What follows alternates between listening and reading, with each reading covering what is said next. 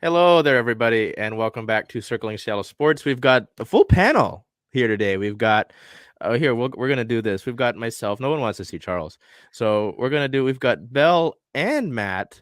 Hello, everybody. Hello. We've got a few Easter eggs in there that they talked about before the show, so we'll let you figure that out, in terms of what's going on down there. But we're gonna do a few things over the next it'll come out, but we've got a few drafts that have taken place over the last few weeks. We have the NFL draft, which we will go over today with the Seahawks, and then recently the WNBA draft, well, somewhat recently, took place. So a big time for both of these teams, two teams that are in very unique situations. I'm not Bell. I'm going to remove that. Very, very unique situations. We'll go with the Seahawks here, and it always feels really weird to me when the Seahawks get told they have a good draft. I'm just used to Seattle being told, why the hell are you drafting this guy here? What is he doing in regards to like that famous 2012 draft with Bruce Irvin and Russell Wilson and Bobby Wagner? A lot of the times it's like, this guy's just not going to do it. I mean, Tariq Woolen was supposed to be a project corner last year, and he had the season that he did. This year, not the case. Obviously, you've got the number 5 overall pick from Denver. Thank you to Russell Wilson. And also a second rounder, I believe, from Denver. And picking as high as number 5. I don't remember the last time that Seattle was able to do that. And a lot of good reviews. It's like every time I hear someone, whether it's NFL Network or ESPN or the main, NFL draft show, talk about this draft, a lot of people are happy with what Seattle did. So we're going to start off with looking at the first few rounds, the first 2 days of the draft in rounds 1 and 2. You can see here, we'll go over the brief amount of picks that Seattle had in those first 2 rounds. Obviously, it's a number 5 overall pick, Devin Witherspoon out of Illinois. Not quite what I was expecting Seattle to do here. I don't know. What did you guys think Seattle was going to do? Because, we had the show on Monday last week, and I was like, I think they're just going to go with Jalen Carter because Will Anderson's likely gone at this overall spot. But, I mean, they went with a corner, I know that Houston traded back into the top 5. So 3 other quarterbacks no, I forgot what it went, but Anderson wasn't available and Carter was still available, and they went with a corner in Witherspoon. So, I mean, before we get to Witherspoon, what did you think was going to happen with that pick before that took place? I think you hit the nail on the head there. You mentioned Tariq Woolen, of course. And so I think that was one of the main reasons why the Witherspoon pickup was so, I guess, confusing for me, just because I didn't see them going with a corner either. So that was actually going to be my first question for you, is going to be how surprised were you, or like, what did you think they were going to go with? I mean, Seahawks are always known to go for the best player on the board, and I really do believe that Witherspoon was the best player on the board at that time. So I believe it was a good pick. I thought they were going to go with Carter as well, but I'm happy that they went with the corner that they did, because now we have a full defensive backfield. Yeah. So, as you said, I think they had their eyes on a couple of different guys that went before they were able to pick. So, like you said again, yes, Witherspoon in their eyes was the best option at that time. So, yeah, why not add a corner to their defense? Yeah, and you look at this Seattle team, and like last year, that pass defense was just bad. I mean, outside of Woolen, and in a few spots, I think they were the team that got beat the most in terms of 20+ yard touchdowns in the NFL.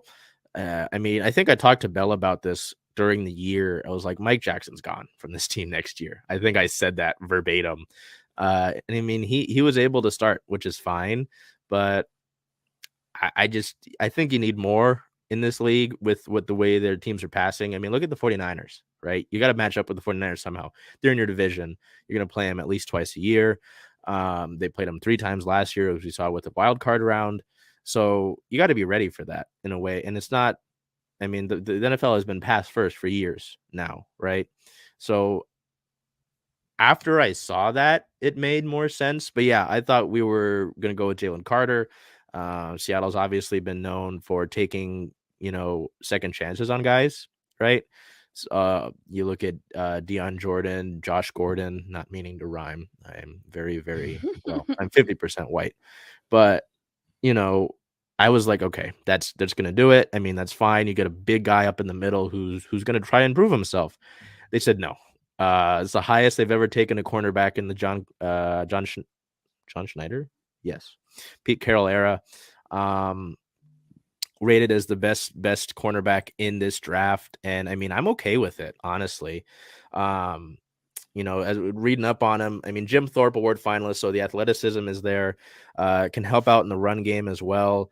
And it's nice to just have two good corners again. I mean, you know, it's very, very hard to compare to the Legion of Boom era just because that You was, said you know, it. something that'll never come again. When you had Yeah. obviously Richard, but and before he killed somebody, Brandon Browner, Jeremy Lane was able to be serviceable. Byron Maxwell played well here before he got a bag with Philadelphia. Walter Thurman III was great in the slot. You know, you had a bunch of guys who would be able to. Jashawn Shedd played well, and now he's a coach with this team.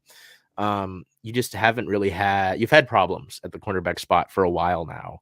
And it was fun to have a guy like Sidney Jones, who was a UW guy. But yeah, I don't know. It just feels like you haven't had a good tandem in a while, and I'm more than happy to have that again. You know, would it been nice to have Carter? Yes. If Will Anderson was available here, I would have hoped you would have taken Will Anderson. But no, it was interesting because apparently Seattle never planned on trading this pick, was what I was reading that Carroll was saying. That was one of the options. I think we did a Twitter poll. I was like, do you think, and one of them was if they were going to trade out of it. And apparently they were interested in a few guys here. So, well, and I don't know if it would have been him considering they had the 20th pick as well. But Pete Carroll did say they were extremely enamored with Anthony Richardson. So that's fun, I guess, and we can talk about that later. If the possibility of a quarterback, because when you look at needs on the ESPN slot, Seattle filled all 5 of them except for quarterback, which we'll talk about that. Wouldn't But say yeah, you really need that necessarily right now. no, yeah, and we'll look at that. But yeah, I was fine with that. But I don't know. And any other thoughts on Witherspoon and the idea of adding that corner? You know, because again, past first league, another year of Mike Jackson potentially. You know, I don't know. What did you guys think about that? And just any other input on the Witherspoon? You mentioned the Legion of Boom, and I was just kind of wondering if they were trying to rebuild. I guess you can't really replicate it, but almost like a shell of what that used to be. And just like you said, with Mike Jackson not being there, we do have Kobe Bryant as another option in that corner position. So, yeah, I think they're just trying to build a great defensive end. And so I like the pick. Yeah, most definitely. So I seen them re-signing Drew Lock in the free agency. So I thought the quarterback position was pretty locked in with the combination or duo of the two of them that we have. So seeing that they went defense first was I felt like a need, and knowing that they had a 20th pick to potentially get some good offense was very promising. Yeah, that's a good point. Yeah.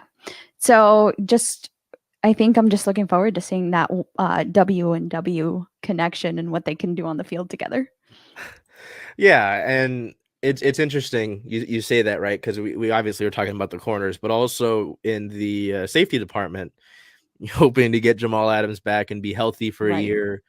Quandre Diggs again and again has been pretty solid. You know, I think he was pretty good with near top of the league, and no, not near top, but he still was a ball hawk. Last year, you signed Julian Love, which was a fun signing, considering he wore the C for the Giants last year, and now he's like a third safety for Seattle.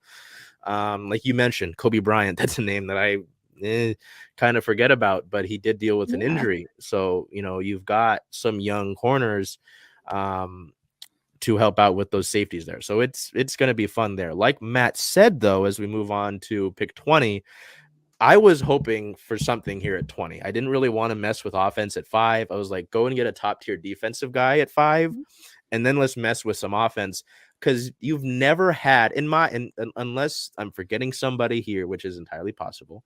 You've never had a true third receiver when Tyler Lockett and DK Metcalf have been here, and Seattle went and they got ideally that, again, a lot of things can happen, in Jackson Smith and Jigba out of the university. Well, I gotta pronounce the The apparently Ohio with them State. trying to freaking oops, I almost said a bad word. Trademark the word the out of the Ohio State University, the highest drafted wide receiver ever, the top rated receiver in the draft, and I think then it went 3 receivers after him. So it was like the first time there's ever been 4 wide receivers in a row in a first round ever.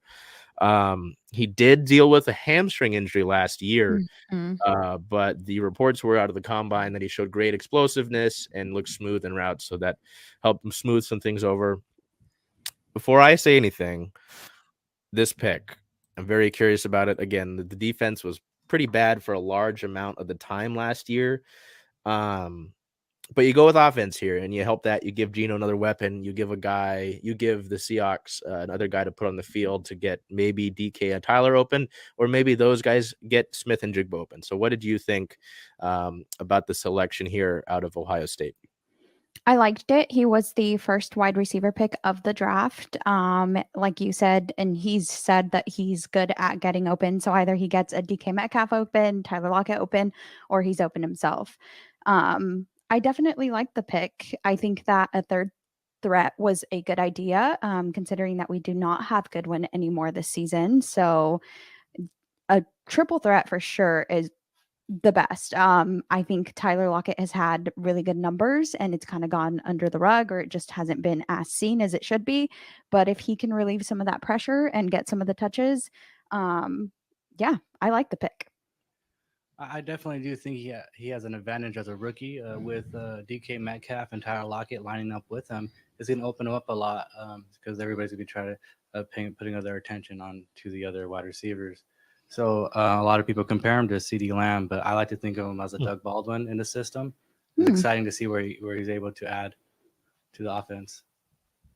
Yeah, it's interesting. You mentioned that. And if you're Shane Waldron, the offensive coordinator, you kind of have a luxury here now, because I think I talked about it with Bell last year, but I thought Marquise Goodwin wasn't bad. That's fine. Yeah. But you really get somebody who's able to line up inside, outside. I think you were alluding to this when you mentioned it. I think a quote immediately after he was drafted was, "I get open," and it's like, hey, that's a good thing to have, right? But you get another weapon. I know going into training camp, that was a battle. It was like, who's going to be the third guy? And Marquise Goodwin was a late training camp addition, I believe. And he took that role when he was healthy. You've had other guys. Freddie Swain used to be here. I think was Swain actually with the Packers late. I think he was. I could be wrong. I'll look that up in the background. But, I know they drafted a few guys last year. Derek Young was there. There's just a bunch of guys that didn't pan out. Right. And they go and spend a first round pick on a wideout here. So, I mean, he was with Denver. That's who he was with. Never mind. He's with Miami now. Ignore Freddie Swain. But yeah, you haven't had a third guy in a while, to me, it feels like. And obviously it's great to have those two, but then you put him in the slot, or you move Tyler into the slot. Imagine moving DK Metcalf into the slot. Right. You can kind of mess around with things now. And it's like, even with Seattle right now, right? We just talked about Devon Witherspoon. You've got Witherspoon and Woolen.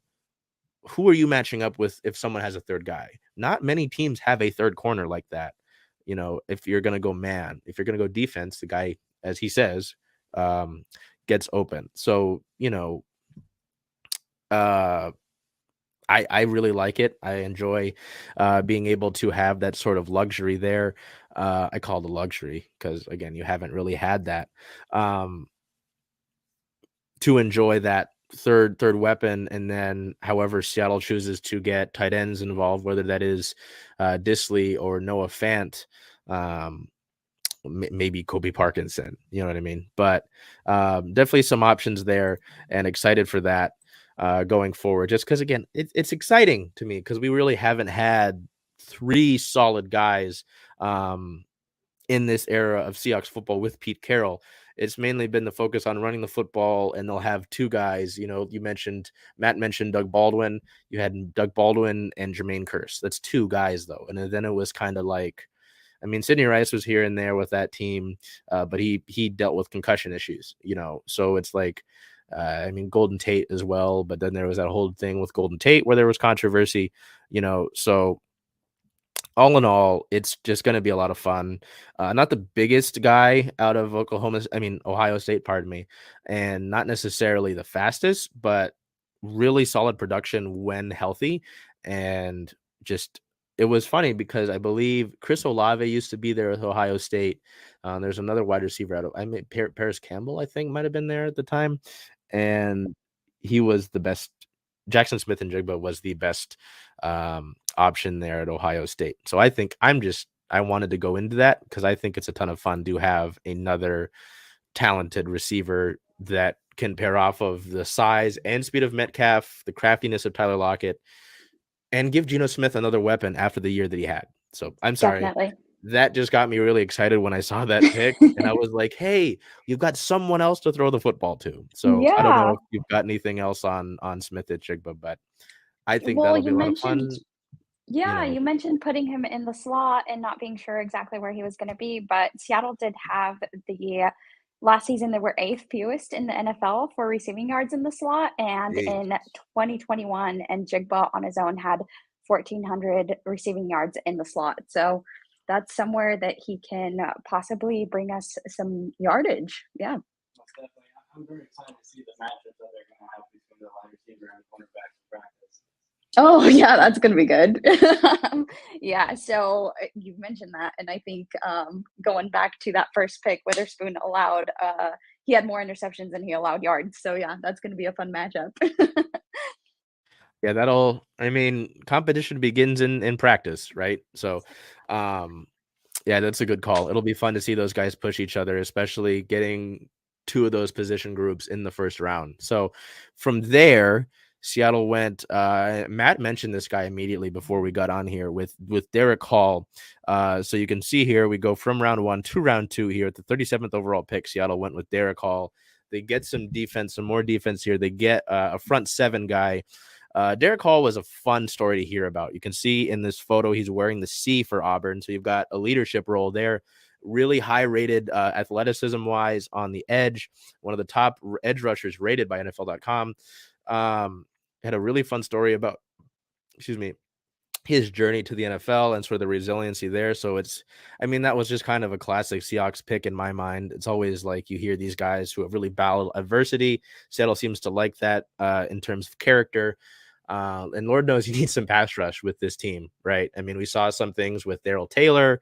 Uchenna Nwosu had a really good year after coming in free agency from the Chargers, but you just need more. You could always use more pass rush. You look at those Seattle Super Bowl teams, teams that went to the Super Bowl, that is, and they had the Super Bowl 48 team specifically had waves and waves of pass rushers. So obviously we talked about it being a passing league, right? You're going to need guys to get after the quarterback, to disrupt the quarterback, make maybe the defensive back's jobs easier. Derek Hall, what do we think about Derek Hall? Derek with 1 R, that is.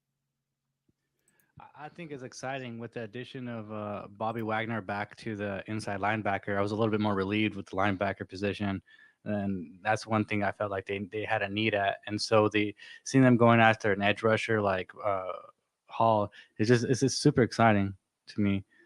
Seeing a lot of his playback when they were showing it on the draft, it's we need somebody that has that range, the long reach that he does. What about you, Bel?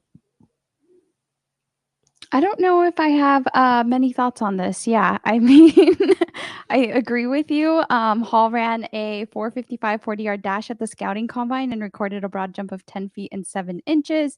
Both of those rank in the top 10% of edge defenders since 2003. So good stats in the combine. Definitely always can use that help. And yeah, I'm excited to see if he takes a starting position. For sure. And hopefully they can improve on the 30th ranked run defense from last year with the addition of Hall. Yeah, that's a good call. I like that you mentioned that because that was what I was going to look at next, actually, was Hall is somebody that from scouting can help out in the run game as well. And that was something, I talked about the 49ers in terms of pass game too, but in the run game as well. Obviously McCaffrey, they get Deebo Samuel involved. This is a team that really struggled against the run. And I know that Pete Carroll mentioned wanting to bring Al Woods back, so maybe they bring him back in that spot. And that's also part of the reason why I thought maybe you bring in Jalen Carter to help clog up that inside part of the defensive Yeah. line. So I like that you mentioned that, because that's a problem. Seattle couldn't stop the run. I remember that Germany game, right, in Munich. Oh, Tampa God, Bay was one yes. of the worst teams at running the football, and they tore Seattle up on the ground in that game. I mean, you look at down the stretch, that Panthers game they lost, right? Carolina didn't have like a true back at that time because they had traded Christian McCaffrey. I think it was like Donta Foreman. They had like a three-headed, like a running back by committee, and they still ran over Seattle. Think about that Raiders game. Josh Jacobs run. All I remember Oh about my that Raiders goodness. game is Josh Jacobs streaking through the Lumen Field For the win. Yeah. So you got to stop the run, right? You got to stop the run. You can't let teams get one-dimensional. And having a guy like Witherspoon and Woolen in that defensive backfield, it's not going to matter if the team just got to run the ball. So I Right. like that you mentioned that, Matt. Thank you. Speaking of running the football, running back. my friend RJ, who is part of Emerald City Hockey, brought it up this year because it's the draft, and it was 1 year ago at the draft. I reacted a little poorly to the Kenneth Walker selection. I was like, "Why are you drafting a running back this highly?" I really was hoping Rashad Penny was going to bounce back, and I mean, he did the year before. And then he got injured again this year. Now he's in Philly. Yeah. Travis Homer's gone. We can look at the Seahawks depth chart at running back. You know, I know DJ Dallas is there, but he's never really sort of solidified his spot. He's always kind of been there.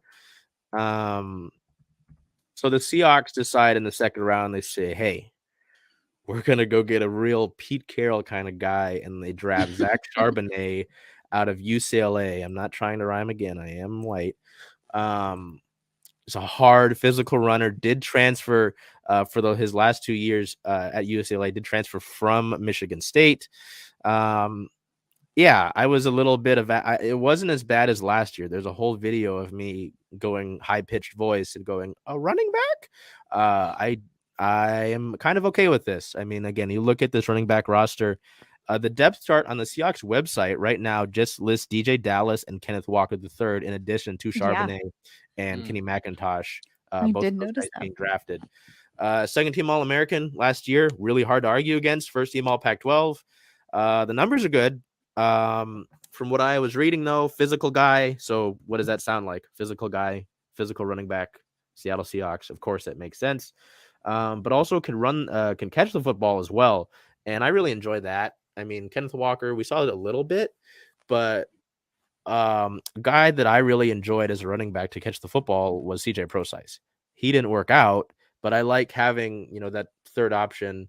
Well, not necessarily third option, but that check down out of the backfield, or you get somebody involved. One of my favorite plays of all time is Marshawn Lynch catching a wheel route against the Packers in that NFC Championship game. Marshawn didn't catch the ball that often, so it was kind of fun to see him do that. Charbonnet, running back, again, very interesting. There were the big running backs that went early, and Bijan Robinson to Atlanta, which was interesting. And Jahmyr Gibbs out of Alabama to Detroit, which sparked DeAndre Swift, who helped kill my fantasy team. To where did he go? Did he go to Philly? Yeah. So Did he go to Philly? That sparked that trade. So I mean, it makes sense to me to get maybe a more solidified backup to Walker, but I don't know. What do we think? What do we think of Zach Charbonnet? I'm excited for him. I mean, seeing that we added a top wide receiver as our 20th pick, we need a pass blocker out there.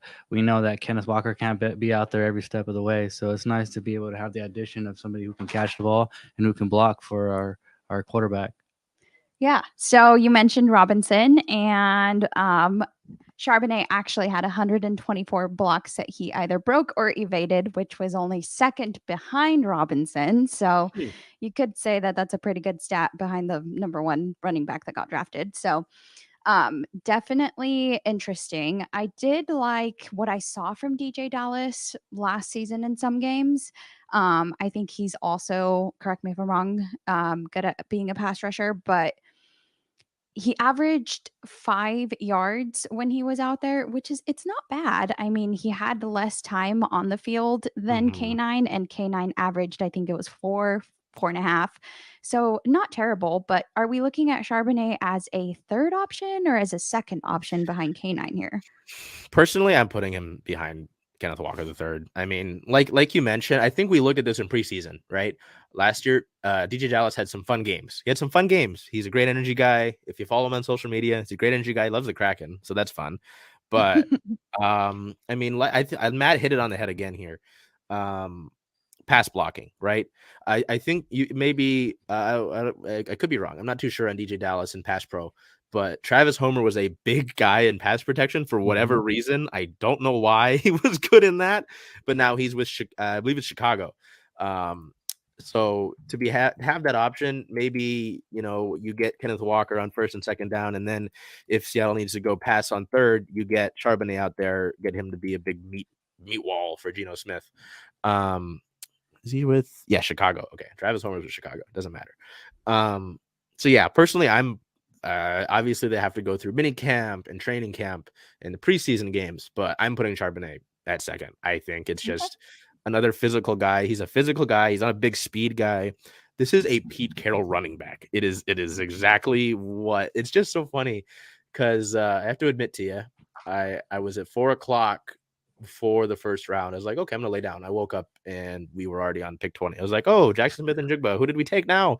I was awake though for the second round, and I was like, again, a running back, and you look into this guy, physical guy, not a lot of burst necessarily, but a physical runner, pass protection well, can catch the football. This is what I expect from seeing a Pete Carroll. I mean, you think about the running backs that we've had in the Pete Carroll era. Obviously, Marshawn Lynch, Thomas Rawls, Mike Davis was a guy who was here for a while. It was a journeyman, Chris Carson, God bless him. Hope his neck's doing all right. Yes. These are all physical guys. I mean, they could all catch the football here and there, but he slots to me as a Pete Carroll running back. So I definitely think he's going to be a number 2. I think he is. Do we have any disagreements on that? No. No, I think it's gonna be an exciting duo, though. Really, it's exciting. I mean, maybe it's just in the blood because I've got wrong side. Went to O'Day High School and we ran the football very heavily there. Miles Gaskin went to O'Day. We had some good runners of the football. UW has had some great runners of the football, including Miles Gaskin. The Seattle Seahawks have never been a pass. Obviously you look at Steve Largent, but even then, Kurt Warner, the names go down. Franco Harris was here at one point at the end of his career. Running the football has been in my blood. So like it makes sense. It makes a ton of sense to me. And it's exciting though. But again, to your guys' point, continue to add to that offense side of the football. Obviously the defense struggled a lot, but hi Rod. There are a ton of things that could have been improved offensively as well. The Seahawks offense did produce a lot, but I mean, you still can add. So I was happy with that after a little more examination and after I halted myself from being mad at taking another running back. So first 2 rounds, corner, wide out, edge, running back. Pretty solid. I mean, maybe some would have gone a different route with that 4th pick with Charbonnet, but then things get interesting, and I'm glad because they addressed this spot a little bit later in the draft with somebody's name who's very fun to say. But I was hoping they would have gone with the center out of Minnesota, John Michael Schmintz. He ended up going, I believe, in the 2nd round. So Seattle, that's kind of also why I was like a running back. We look here at the last few days of the draft. With the fourth round, 2 selections, they traded out of the 3rd round to Denver, actually, funny enough. Round 4 pick number 108, offensive lineman Anthony Bradford out of LSU. Round 4 pick 123, defensive tackle Cameron Young out of Mississippi State. Round 5 pick 151, defensive end Mike Morris out of Michigan, who you can see pictured on your screen. Round 5 pick 154, prepare yourself. Oh gosh, I already forgot how to say his first name. You got it. Aleshagun. Yes, I'm pretty sure that's right. Oluwatimi is his last name. That's more Mhm. helpful. On this week's episode of Circling Seattle Sports on Converge, I called him Oluwatimi, so that's wrong. It's Timmy out of Michigan, and there's your center finally. Austin Blythe last year, I looked at as a real, just a plug-in, like you put a Band-Aid on a boat hole, in my opinion. Round 6, pick 198, safety Jarek Reed, the second out of New Mexico. And then round 7, 237, another running back of Kenny McIntosh out of Georgia. I want to look first at the defense, obviously, with how things went last year for Seattle, especially the edge and the front 7. So Morris, Big Ten Defensive Lineman of the Year for Michigan, 11 tackles for loss, kind of a late bloomer. But it was fun to read some quotes. He said, Seattle's going to get a monster. I was like, all right, dude, speak your confidence. And then Young had a little bit less of a resume at the defensive tackle spot. Started in every game last year. Has some pass rush edge to him. So I don't know. Anything on Morris or Young and thoughts on that? Because obviously we talked about it at length with Hall and talking about Witherspoon, but specifically Hall with stopping the run. Anything that we saw out of Morris and Young, and maybe any potential thoughts on drafting defense from this year? I think in the ranking, we there's definitely something that we needed to work on. So it shows in the picks that we were going after some defensive linemen that can really make changes to our defense this year. And so with these names, it's exciting to see that we're going to have some competition for the starting positions there at the defensive lineman area there on defense. Yeah, and it looks like Morris did battle a high ankle sprain late in the season, but he's fully healthy again. Had 7.5 sacks and 11 tackles for loss in 12 games. Not terrible. I think they were just trying to beef it up there. He is 6'5", 275 pounds, so a big guy. Just trying to, like I said, beef up the defensive end there. And I really do believe Young coming in is coming in as a starter. Seeing that he's a good addition to us, I do see him getting a lot of snaps early on and possibly getting that starting position within like the third game. Wow, hot take. I have to come back to that. No, it's interesting with Young to stick on that. I mean, looking at him, he had some pass rush upside, and if you're able to be a defensive tackle that's not just there to stuff the run, I mean, you're going to get more snaps automatically. So that helps Matt's point. And we talked about it again at length. You got to be able to rush the quarterback with this Seahawks team. So that certainly helps him out. Morris is an interesting pick to me. That selection actually came from the Steelers. I believe that was when we traded Ahkello Witherspoon away, different Witherspoon. And he just, it's interesting to me. He's not necessarily like the best pass rusher. Obviously, it's the 5th round. But so some interesting pieces. I think you mentioned, the 275, some length there, some size, and they already drafted Hall. So it's like, again, though, I don't need him to try and step up to be a starter. There are going to be guys that rotate in. You're going to have drives where you're going to need to have maybe Derek Hall comes out, maybe Nwosu comes out. Okay, bring in Mike Morris, and he's able to make a contribution. So, with the defensive end, I mean, he's going to have, you guys mentioned in practice, right? Witherspoon and Smith and Jigba going after each other. Mike Morris has 2 young tackles in Charles Cross and Abe Lucas to go after. So hopefully that has something to improve upon, and, to kind of move it over with sticking with Morris and sticking with the Michigan thing. Oluwatimi. See, I did it right there. Before you go into it, I'm going to ask you just to identify what you think a good center's role is and what Blythe did not have that you noticed. I mean, he just wasn't good in protection. And I don't know, like Seattle hasn't had a good, consistent starter at center, and maybe part of it to me is how the offensive line has struggled so much over the last few years. I mean, there are memes you look at when Russell Wilson was here, where I think especially in Green Bay, where the entire offensive line is on the ground for some reason, and Russell Wilson's got like 3 Packers bearing down on him. It's like, what the hell happened? Jeez. So maybe part of it is just I want to see a good offensive line. I want to see, I remember, he was with the Packers. He was a guard. And there was a rumor that he was looking for houses on Mercer Island. It's like, oh, he's going to sign with the Seahawks. We're going to get a big name offensive lineman. Then he went to Detroit. And it was like, how the hell did you pick Detroit over Seattle? Seattle just hadn't spent money on the offensive line for a while. I mean, they brought in Gabe Jackson towards the end of Russell Wilson's career. They traded for Dwayne Brown, but those are older named guys. You haven't spent much capital on a high draft pick. I mean, Damian Lewis a few years ago, he's kind of bounced around on the inside part of the line now. Finally, Charles Cross last year, Abe Lucas. So you've got your bookends at tackle, but you let Gabe Jackson go. You re-sign Phil Haynes, who split time with Jackson. And that's where Anthony Bradford in the 4th round comes in. Maybe Seattle has an LSU offensive guide pairing, and Bradford and Lewis. But the center, what do we got? They signed Evan Brown, ironically, from the Lions this offseason. But he had some underlying numbers that were kind of like, maybe he's good. I want a center of the future. I want a guy who can lock in and he'll just be here. Seattle hasn't had that since Max Unger, who they traded for Jimmy Graham. And then there was that whole kerfuffle, right? Where they didn't use Jimmy Graham right until like the last year of his contract, and then he left.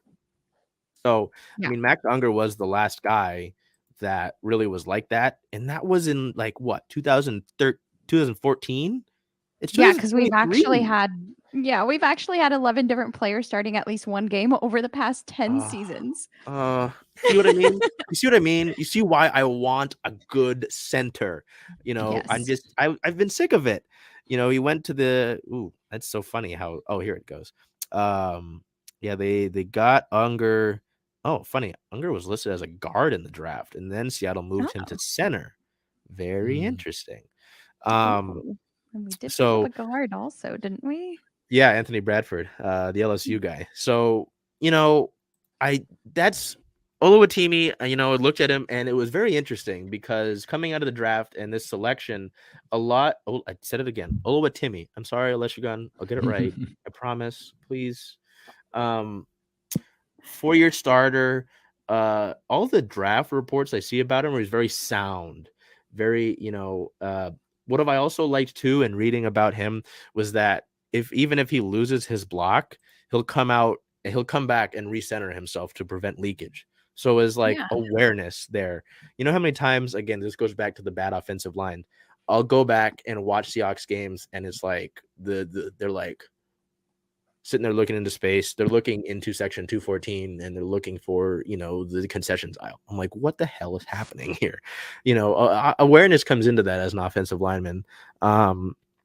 So I really just wanted a center of the future. That's kind of all I wanted. And the reports about the value of this round 5 pick of a center were really good. So that's got me excited. Yeah, most definitely. I think the addition with Evan Brown over the free agency was really great to also add Oluwatimi. Yes. Yep. Okay, cool. Yeah, because it creates depth. And to have Oluwatimi right behind Evan Brown at the beginning, I believe Evan Brown's going to start initially, and then Oluwatimi is going to take over, is to kind of learn from somebody who has been around and been in the game for a while. It is a different game going from college to the professional league, but Oluwatimi only allowed 2 pressures and no sacks last season. So not saying he much practice, but definitely it is a different animal when you're on the big stage. So I understand your point of having kind of that leadership. But looking forward to, like you said, Charles, having a consistent center, hopefully. And you talk about leadership though, and you think about the center position. If you watch some of it, I've watched some of this, like, I don't know if it's mic'd up or whatever, or like the NFL Top 100, but center is often regarded as one of the harder positions to play in football because you have to be so much in communication with the quarterback. You've got to be ready for the checks. You've got to be able to identify. I mean, you look at any NFL game, any football game, and you see centers pointing guys out, right? Yeah. So that's again stuff like that. Austin Blythe was somebody that I know Gino was happy with. They had good interactions on the socials, so that's a good sign, I guess. I don't know if they made TikToks together, but I just really felt like he wasn't ever. I mean, even at the Rams, he was very much a bland. The Rams didn't want to bring him back, so whether that was money or they just were like, it's like they're. I've craved this luxury of having a good offensive line for years. Even last year, they struggled here and there. So that's what it was with me. And Oluwatimi seems to provide good value. I didn't know the thing about not allowing, we say two pressures and no 2 sacks. pressures, no sacks. Come on. Numbers good sometimes, right? Yeah. I'm not a big math guy, but numbers good. So I don't know. Looking at the rest of the draft, Anthony Bradford, from what I'm reading about his scouting report, good athlete, but still has some things to work on as an offensive lineman. That sounds like a lot of Seahawks offensive linemen. I think about George Fant, who was a basketball player, didn't play offensive tackle much, and the Seahawks tried to make him a tackle. I don't know if he's still with the Jets, but I talked about the. We'll look up George Fant here. What's George Fant doing nowadays? He's a free agent. See, there you go. There you go. Talked about Bradford. Talked about Young and Morris. Jarek Reed in the safety spot. Just really quickly on Reed. We talked about the defensive backfield, right? We did. They're loaded. So Reed, everything I saw is very athletic. He's a small safety. It's going to be tough. Things have happened before, right? Doug Baldwin was an undrafted free agent, and he made the league, and he had a solid career. We've seen guys who are small make big plays, so sizes and everything. Look at Darren Sproles. God bless Darren Sproles. But it's going to be tough, just considering at least looking at safeties, right? And there's no Ryan Neal, which sucks. I did not like that. I think he went to Tampa Bay. But you look at it, you've got Adams and Julian Love and Quandre Diggs. I'm probably missing somebody, but you've got some. The defensive backfield is very filled. Yeah, Joey Blunt is still here. So maybe he takes Blunt's spot. But it's mini camp and it's training camp, and especially the undrafted free agent guys, they're gonna fight like hell. And then there's also Reed too, I think. Oh. Or is this another? Are you referring to another Reed? Another safety, yeah. Wait, what's his name? What am I looking at? No, that's who they drafted. Okay. Reed. Yeah. Okay, I was like, wait, another one. I don't know. I think it's just gonna be tough. I'm not super familiar with Julian Love's game, so if that's something that you could kind of give most of us that aren't super familiar, then yeah, that would be nice. I was really excited about the pick. I mean, the signing. It's obvious. It's exciting for me to look at a guy and see that he's got the captaincy, because it's like, hey, you've got another leadership voice in that locker room. He was a 4-year starter with the Giants. He really came on the last few years, and the Giants fans were really not happy. Anytime fan bases are not happy with the team leaving, I enjoy that. I'm like, okay, good. That's something that's important.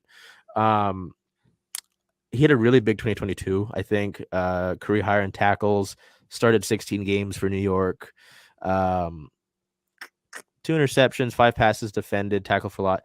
The thing that stuck out to me with Julian Love, I don't like looking at the numbers because until the full story, very versatile. So it's kind of like he's not like, when I say a strong safety, free safety, like Earl Thomas was strictly a free safety. There's no way that man could have played strong safety. You let Earl Thomas go and wander, and that's just how it was. Cam Chancellor could not play free safety. I love Cam Chancellor. He was stiff though. He couldn't turn and move like Earl Thomas could. I love Cam Chancellor. Please don't get me wrong. He filled the role that he had with Seattle very, very well. Julian Love is very versatile. You can kind of plug and play him. So whether that's maybe Quandre Diggs needs a few something, God forbid something happens to one of those guys, put Julian Love in there, or you roam him in the nickel if you need to. Drop him down unless you plan on going full corner there with Kobe Bryant or something. Or maybe you need to go to a 5 DB look to slow Julian Love on the field. You've got those two safeties and free safety and strong safety in their respective roles. And then you've got Julian Love, who you can kind of use as like a joystick. So versatility, it's what's very big with Julian Love. And so that and the captaincy in terms of leadership are what really excited me.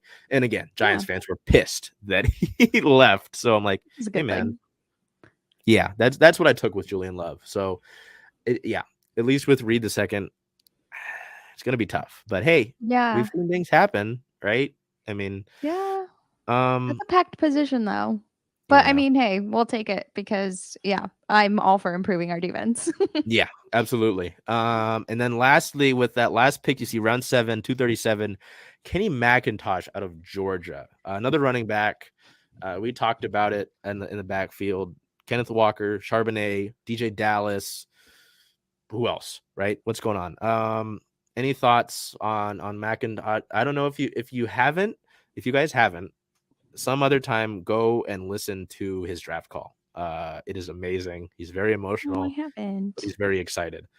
Any thoughts before we get to just kind of reviewing the draft? No, I mean, you have 3 players already in that position, so I don't see why you wouldn't add to that just in case. Of course, we never predict injuries, so you want to make sure that you have some options there. Any thoughts on McIntosh? Yeah, definitely with a young backfield like what we have right now, I really do believe that anybody can win the position at the end of the day. Okay. And he's a receiving running back, so it'd be nice to see him kind of get some of those touches and the kind of the receiving running back role.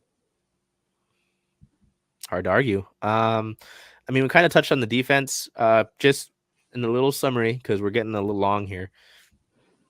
On the banner, did Seattle do enough, in your opinion, in this year's draft on the defensive side of the football? Oh, that's rough. I'm gonna go with yes. Yeah, I would definitely say enough to make some change and grow from last year.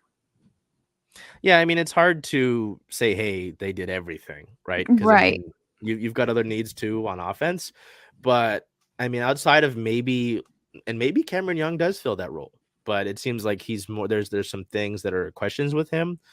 I'd say so. I mean, again, I talked about the targets, right? ESPN had the targets for this team listed as D, DT, QB, wide receiver, and center.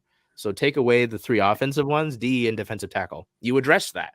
Yeah. So, and I kind of break it down into guys who can rush the passer, who you've got Mike Morris, Young, and Derek Hall, and then the defensive backfield, and obviously Devon Witherspoon kind of takes that away. So I'd say, yeah, like I think, again, you guys said it well, enough to make noticeable change. And after being one of the worst, I wouldn't say the worst,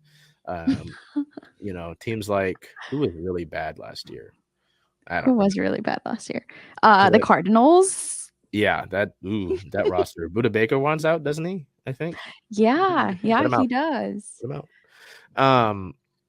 So, I think enough to make change is a good point. So wrapping up, how would you, I mean, if you want to throw letters out there, we can do letters. I do letters much better than I do numbers. How would you rate Seattle's draft? I'll stick with the letters.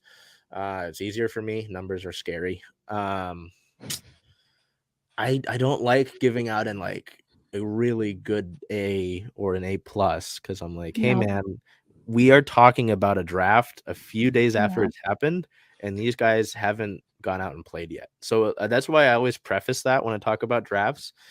I'd say, just because I don't want to go too cocky, I'm going to say B+. I'm like, hey, you got 2 impact guys in the first round. You got good value out of Oluwatimi at center, which was something I wanted, as I complained about like all year. You got some other fun pieces in guys like Morris and Hall. So I'll go with a B+. That's what I'm going to go with. Feel free to explain your letters if you'd like. I'm going to go just a little bit lower with a B. Again, not trying to be overconfident. These guys still have to prove themselves. I do like, though, that they went with a offensive threat as their second pick. So yeah, I'm just gonna stick with a solid B. I'm going with the B plus. I'm thinking that we're starting another Legion of Boom. We got Oof. some hard hitting defensive backs. It's exciting. It's to be young, strong football that we remember from the Seahawks. And that was the thing I think we talked about at the end of the year, Belt, right? Was that this team was still largely young. And you add more talent to that. You add some, like we said, impact guys to start. It's, hey, the Rams are suffering some of that loss right now and dealing with their own roster. They drafted Stetson Bennett, which I thought was hilarious. But I'd rather be young and have make the playoffs last year after being heavily doubted than sell the team, maybe win a Super Bowl, and then suffer throughout years. I'd like to just build throughout the years. And it was, I laugh at myself now because I got it very wrong. But Pete Carroll and John Schneider at the end of last year said we were retooling, not rebuilding. And they did. They retooled. So